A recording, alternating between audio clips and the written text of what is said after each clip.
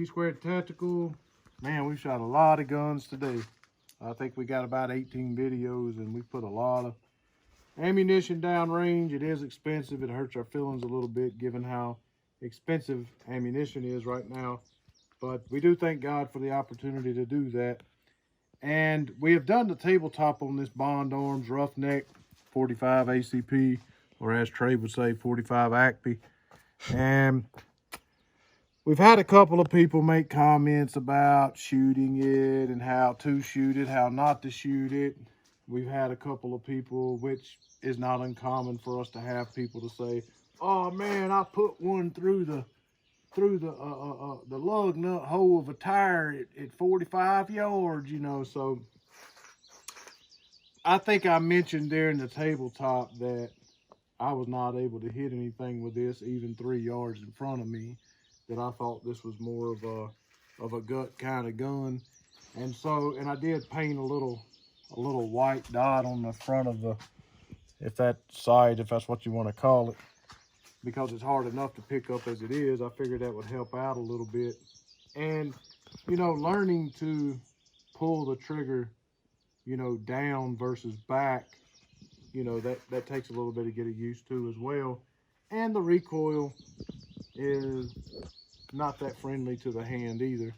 So we are about 12 yards here. So I figured what I would do is I would take a shot here at 12 yards. Maybe I would move up to 7 or 8 yards. I probably don't want to get it much closer than that and have something ricochet or what have you. But just to see if maybe I can get lucky and hit it. I'm not really expecting much from it, because like I said, I have shot this gun already and I was not able to hit whatever was 3 foot in front of me. But maybe I'm better now, who knows, you know. Maybe I got better. I've slept a lot since then. So let's see what we can do.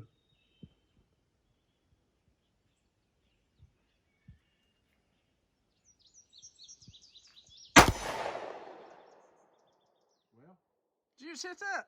I hit the target somewhere. It wasn't in the black plate I was aiming at, but I think you hit top right. I skimmed it somewhere. But I tell you what, like, getting used to that trigger is you know, not something you want to do.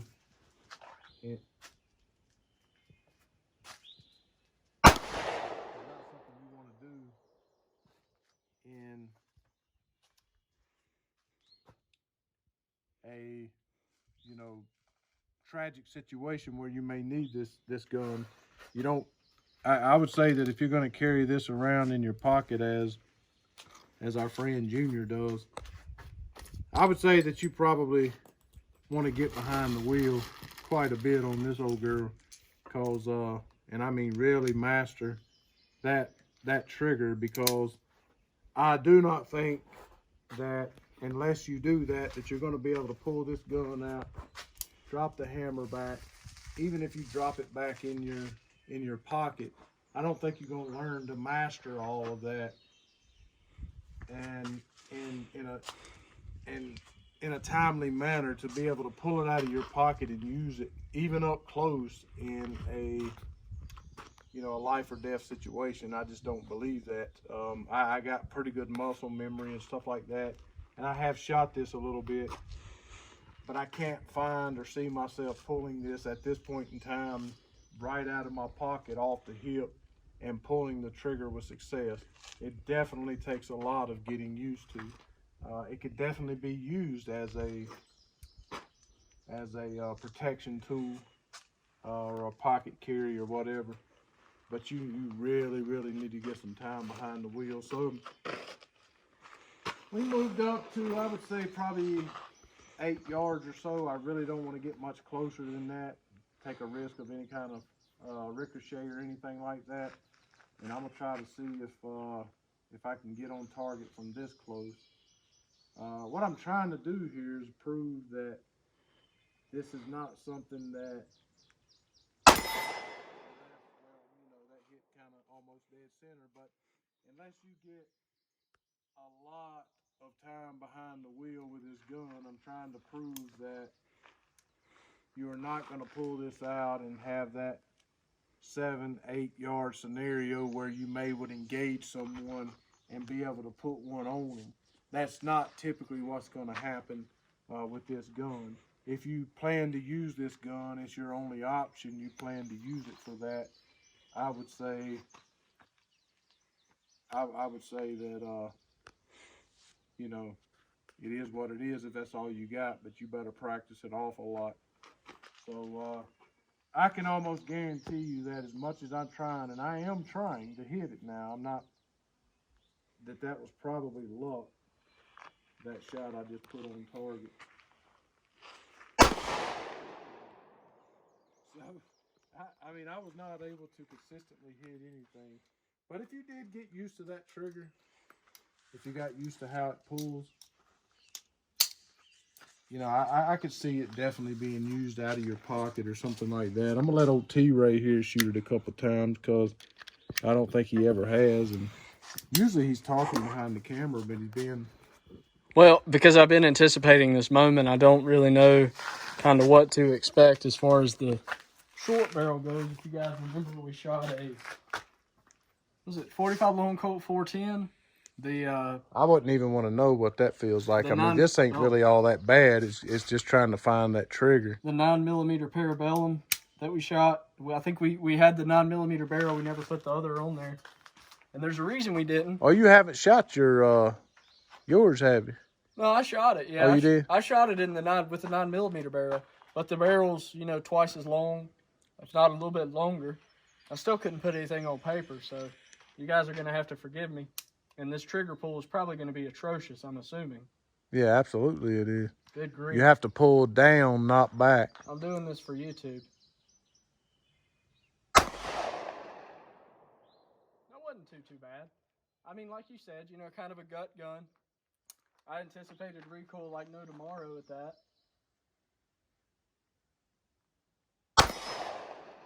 And that happened. So, we put one on metal. But again, like Gene was saying, I mean, that's a 50% chance of hitting your target from that distance. I mean, you need to practice if this is something really need to practice to carry. I mean, I've heard people talk about, oh, I'll shoot it out of my pocket. Just right out of my pocket, I will.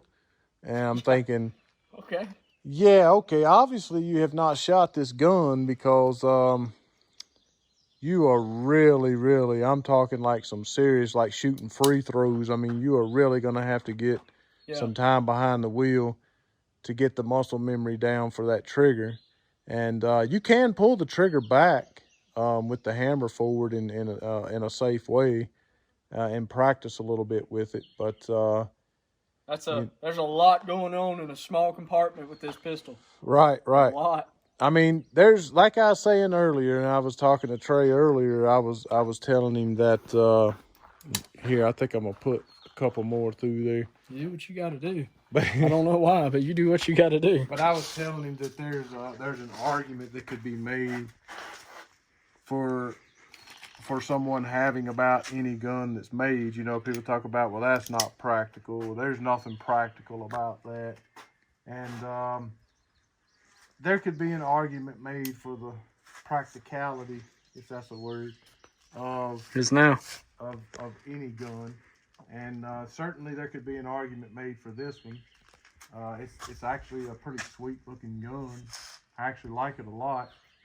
My friend carries it around a lot, but he's one of them ones you can't argue with, so I could tell him till I'm blue in the face that he needs to get used to that trigger before he carries it around as his only source of self-defense, but he's not going to listen because he thinks he's a master, and I just hope he doesn't run into that situation because he really does, on that particular one, need to get behind the trigger a good bit to learn that gun, unlike with, say, maybe a Glock or any other semi-auto gun that you could hand to your kid and they could figure out in a matter of seconds. That's certainly not the case with this one.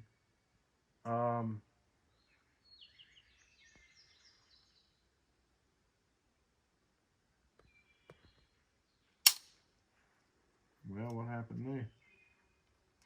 Have ourselves a dud. I don't think it hit it. Let's try again.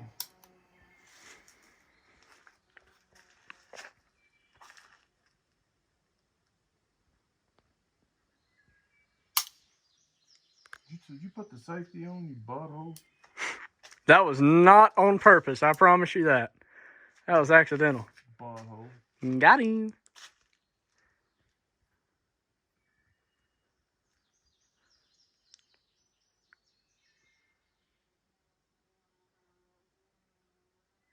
Man, I tell you, that trigger is atrocious. Huh.